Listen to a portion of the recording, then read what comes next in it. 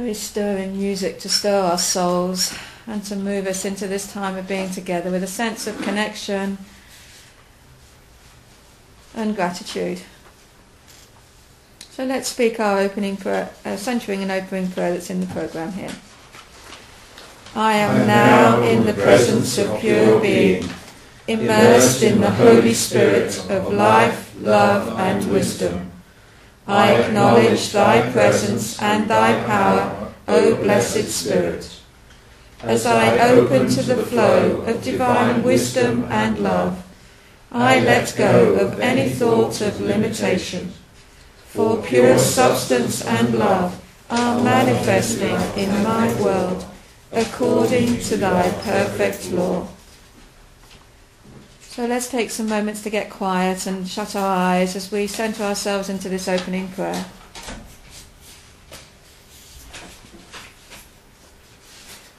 And recognise that we are in the presence of pure being. Right now in this moment.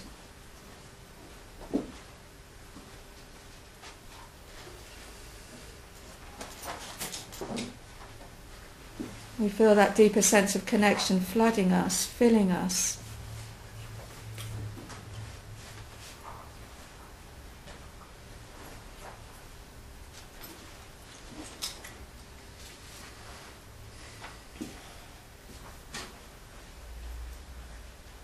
For pure substance, pure love, pure wisdom are our truth.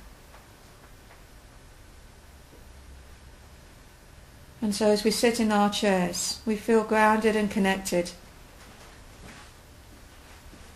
Connected to Mother Earth.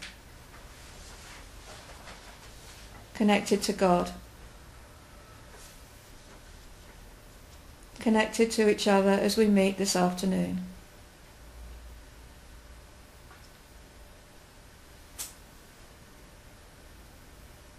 We feel pure presence emanating as our truth.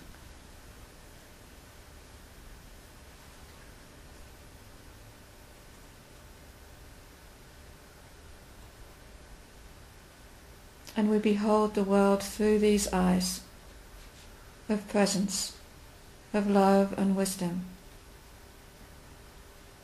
seeing through the seeming challenges, the disturbances, the woundedness expressed. I know that underneath, deep within every individual is the Christ presence, is God. And so we take a moment to pray and to know and to recognise this Christ presence in each person on our planet. And know that as we respond with love and wisdom, healing happens.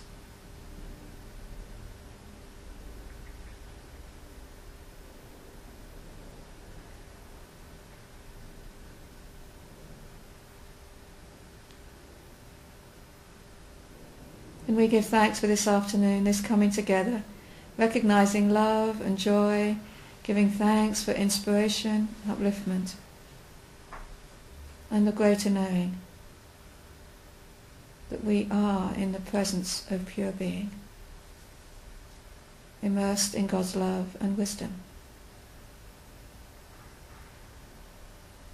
And here, all is well. In the garden of prayer, I experienced peace and contentment. Jesus knew the value of spending time with nature and in quiet communion with God. Perhaps he felt a calling to be one with nature while praying, to experience that place of peace and beauty. I too can experience that peace. I can stop for a moment and picture a beautiful garden filled with vibrant colours and glorious scents. I can breathe deeply, taking in those scents and filling my lungs with clear air. I breathe out, releasing negative thoughts and feel my body releasing stress. My muscles are relaxed and my mind is at peace. I give thanks for this sacred opportunity. Here in the garden, I am one with God, united with the source of all life and healing. And from Isaiah, the Lord will guide you continually, and you shall be like a watered garden, like a spring of water, whose waters never fail. And so I'd like to invite you to say the affirmation together. We're going to say it 3 times. I, you, and we. In the garden of prayer, I experience peace and contentment. In the garden of prayer, you experience peace and contentment. In the garden of prayer, we experience peace and contentment. Ken has been working in Unity, reading the Daily Word onto tape for the blind and now CD for over 20 years. Has been a licensed Unity teacher for 15, 22. Wow, see. So Ken comes with much wisdom and experience, lots of humour, and we always love it when Ken speaks because it always brings us all alive a bit. So it was lovely to welcome you, Ken, and Pete's going to lead us in. Well, this is titled Free, and it's from the Daily Word of the 9th of June, 2016. I am created from a divine blueprint by the great designer who makes no mistakes. If I find myself criticized by others for expressing myself creatively, I am reminded that I am free and unlimited. In moments of discontent, I turn to Spirit within for the measurement of my true nature. Here, in my quiet place, I touch base with my Creator. I center myself, and I listen, and I receive the encouragement to express myself, to let God be God in me. Lovely to see you all. I wasn't going to start like this, but hearing Pete's voice reminds me it's the Americans who say there ain't no free lunch. And if you remember, Julie Andrews sung, "Nothing comes from nothing, nothing ever could. For somewhere in my youth or childhood I must have done something good." So, what's this about free and freedom? You all, a lot of you must have Unity calendars, and you'll notice that there is a sort of buzzword at the top of each one. It's faith, or last month it was joy, and then it was abundance, and this month it's freedom. Not really surprising, because July the 4th obviously has a special resonance for Americans as their Independence Day. But free is one of those words that appears every month in Daily Word, just like forgiveness and faith and some other things. Some of the words change, but that one is there every time. And it strikes me that we don't often discuss that, what it might mean. Sometimes, certainly when I was a kid, they used to say, "You can't stop me doing that, it's a free country." And I then didn't have the knowledge to say to them, "No, it isn't. No, you can't. There's a lot of things you can't do. Try driving down the right-hand side of the road for a start." Or, you can't do things which harm other people or deprive them of their rights. And yet, there is a sense of freedom externally, which I'll just talk about that briefly, and then we'll come to the real purpose of having free and Daily Word regularly. As Eric Butterworth says, we have these talks and sharings to provoke, to stimulate, to sometimes offer a slightly different perspective on the same ideas, but something which says, have you looked at it this way? Is this an opportunity to progress, to move forward? You know, this is only Ken talking. It's not the gospel from, although we'll talk about that as well. Okay, so those are the terms and conditions. So sometimes there's this idea that there's freedom to do something and freedom from. There really isn't. There are two sides of the same coin. But let's deal with the external thing first. when I was a child, the world was at war when I was a small child, and you weren't free to do very much at all. And many countries that you could have gone to would have shot you on sight. In 1973, a non-governmental group called Freedom House set up to look at this issue of freedom in nations throughout the world. And at that time they counted 150 nations, and they reckoned that only about 45 were free. Most of you won't remember, but Spain, Portugal, Greece had right-wing dictators. Romania, Albania, the Balkan countries had left-wing dictators, and there were a dozen other countries under Soviet rule. So simple things like freedom of movement and speech were in the minority. By the late 90s, in the year 2000, they reckoned 200 countries, of which 120 were free in their definition. So it had moved from 30% to 60%. And it's grown since then, although there has been some backsliding here and there in recent years. Nevertheless, freedom as an external concept has grown. But really, I make so bold as to say, who cares? That's not what bothers me ever. It's like the mountaineers say, it's not the mountain ahead that wears you down, it's the grain of sand in your shoe. What bothers people, and none of us here is totally clear, or we wouldn't be here, is not what was said in the newspapers back in February, can't remember, or this time last year, can't remember, or 5 years ago, but the slight and hurt that we felt when we were rejected by neighbours, or maybe childhood trauma of some sort. It is those deep feelings which can result in habitual worrying or irritation or guilt, or feeling everyone else has the manual for living but they never gave it to me, or I'm alone and just being left out of things. And all of those things, the doubt, worry and fear, none of us is clear of those. So what can we say about freedom from fear in all its aspects? In some places it's a shot at cocaine, in some it's, have a new makeover. But for us it's something we call God, some power that we experience, or we trust, or we at least are willing to credit exists around us and in us and through us, which can change things.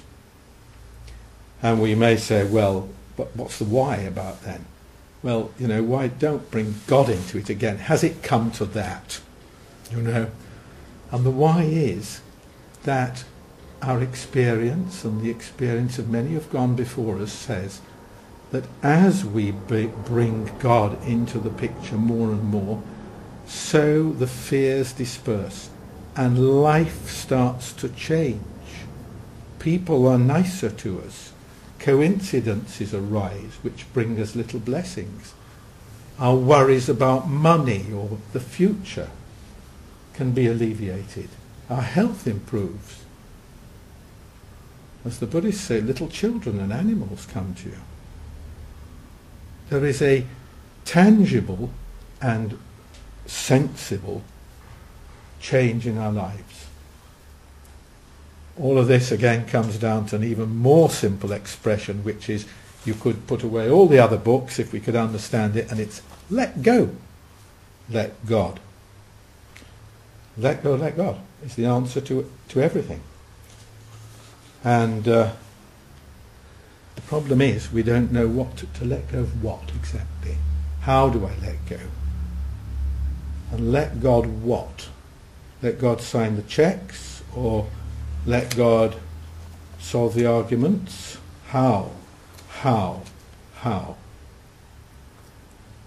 Denial and affirmation we have as a form of prayer in unity. And I take this little book, and it is packed with affirmations. It is full of positive, uplifting statements, and they are wonderful. And it's like being stroked. I don't know if you get this feeling. I can read this, and it's like being cuddled, and everything's all right. And then somebody overtakes me the wrong way, or gives me that funny look, and it isn't all right. What's happened? And I love Jack Boland's famous Unity minister called Jack Boland, who developed this mastermind system, which a lot of people used to follow. And he said, it's we often have this thing that our minds, our subconscious, is like a bowl of muddy water, and affirmations are like dripping clear water into it. And the wisdom is that the more and more we do that, the more and more the water clears. And he said, but you try it with gravelly water. Some of it may clear, but there's chunks at the bottom that dripping clear water are not going to shift. And Unity's word for shifting those is denial. But my take is that we're actually a bit light on that. Other religions, and we don't knock other religions or criticize them, some of them major on it. They really major on it. The Roman Catholics have confession, and it's obligatory, and it's a serious business of self-examination and being prepared. The 12-step fellowships, of which there are about 20, have 12 steps, believe it or not, of which 6 are about self-examination, not flagellation, but just saying, oh, I appear to get angry at these things and these type of people. I wonder what my part in that is. I wonder, and lay it on the table, not to pretend it doesn't exist, nor to affirm that I am wonderful, really, but to do something that we haven't done so far in this service, which is to ask. We said a prayer at the beginning, and Charles Fillmore didn't say it that way. He said, now, Holy Spirit, in your divine wisdom, erase our mortal limitations. Here they are, you do it, because I can't. I, in my humanity and frailty, can't do it. Our friends down at East Grinstead, what do they call the Ron Hubbard Scientologists? Absolutely, if you've got the money, you can have this done very professionally, where you go into the little engrams, the encoded, unhealthy and sometimes self-destructive behaviour patterns that we get are encoded in our brain, often from childhood, traumatic events which have taught the baby that the way to survive is to yell at people, or it is to run away, or whatever. And they go great guns on it. And I mention this not as a criticism, but just as a hint that there's an area there that I think could, certainly for me personally, needs to be explored. There's a lovely prayer, and I can't remember what it's called. It's that one. It's not the prayer of faith in unity. It's the prayer of something else. But it goes, reveal that which needs to be revealed. Heal that which needs to be healed. And I think that's lovely. To pray to be shown what it is about me that needs to be laid on the altar. The tradition of sacrifice, which arises like this, not as a punishment and as an angry God demanding to be paid, but as a symbol of let go, let God. And God will remove it. And that, the great parable in unity. What's the parable that you hear more in unity than anywhere else? Eric Bottom's always on about it, Jim Rosemary. It's the prodigal son. And what they say is, he's been up to no good, he's wasted his money, and then he says, I'm going to go back to the Father, and I'm going to say, I'm even willing to end up as your lowest servant. Please take me back. And it says, The father saw him from afar and ran to greet him. He didn't have to grovel. And that is what happens with our shortcomings, our little character defects, if we say, yeah, that's it, I am willing to change or to be changed. Please heal me at depth from this particular habit which gets up other people's nose and isn't doing me any good. And God does more than we ask. And that more is called grace. The message really is that we can ask Spirit that's in this room right now and is in me and is in you. But sometimes we ask ourselves, is God more real than the problem? If God is, then I can read these affirmations and that's fine. But sometimes no. Sometimes the problem seems very real. And I have to say, please God, you take over. You hold me, you guide me, you show me what to do and give me the strength to do it. Because I don't know. And that is in unity. Emmett Fox says, just keep turning to God, doesn't he, in the Golden Key? And it's in other religions. And it's not a little topic for an afternoon chat like this. It's for big workshops and a lifetime's work.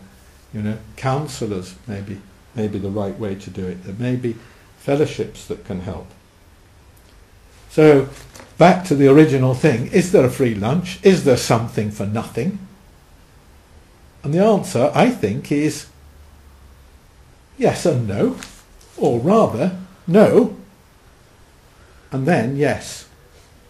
No. If I sit back fat and happy and say, I can't seem to relate to other people well, God is not going to do anything. There is something in me, in my personality, that I am hanging on to, which is blocking that flow of love. And once I have the willingness to change it, to let go, let God, nothing can stop the healing process.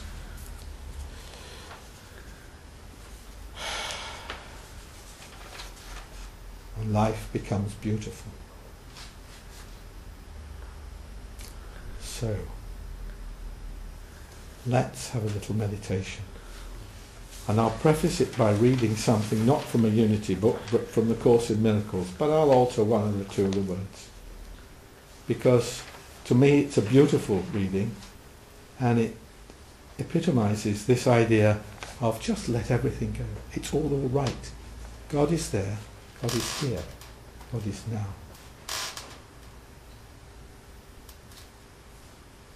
And you are God. And more, you and I will know that oneness. And so please, sit comfortably with your feet resting on the floor. Let the chair take the weight. Let the muscles of the shoulders and arms relax. All tension go from your neck, from your face.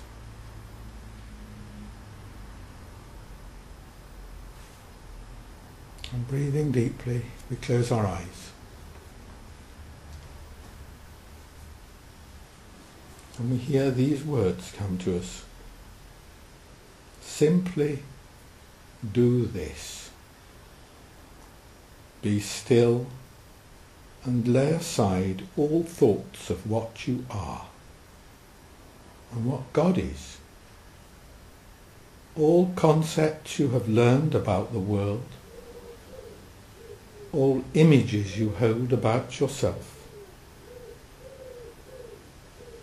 Empty your mind of everything it thinks is either true or false, or good or bad, of every thought it judges worthy,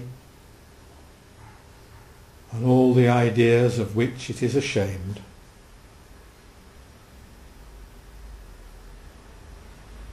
Hold on to nothing.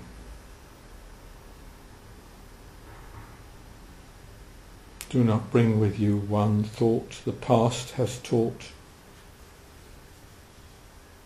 nor one belief you ever learned before from anything.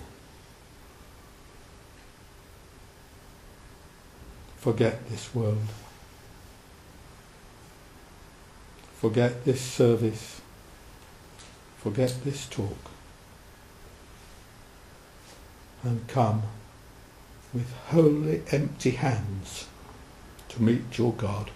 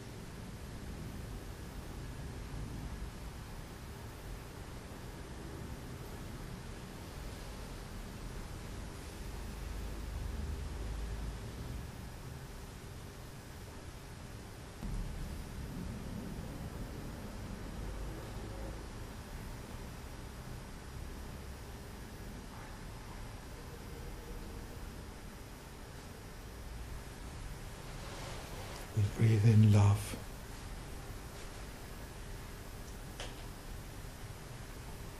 And each out breath is one of peace.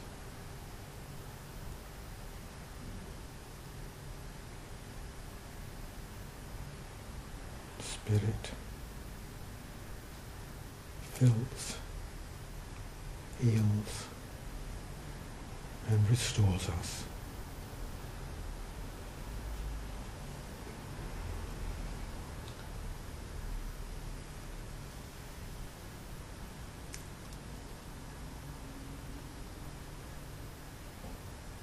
And where the Spirit of the Lord is, there is freedom.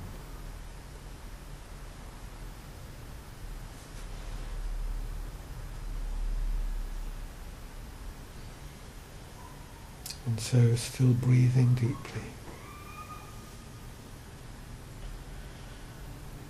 let us feel a sense of release, of gratitude and rejoicing for the truth which makes us free.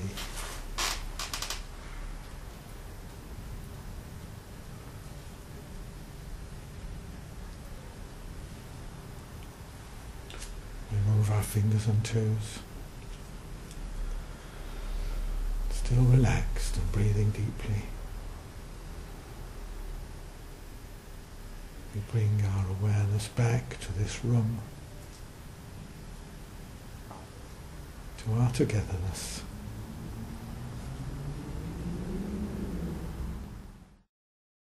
So let's just take a moment to get conscious and still of the fact that we are able to give as we do. We have received so much here this afternoon. Such a blessing to be part of Unity, of this ministry in all the ways that we are. And know that this gives us an opportunity to share our good, to share our love, our appreciation for this ministry and all that it does. So we take a moment to give thanks. Divine love, expressing through me, blesses and multiplies all that I have, all that I give, all that I receive, and my awareness of all that I am. And just take a moment to feel this. It's not just the spoken word. It's an inner knowing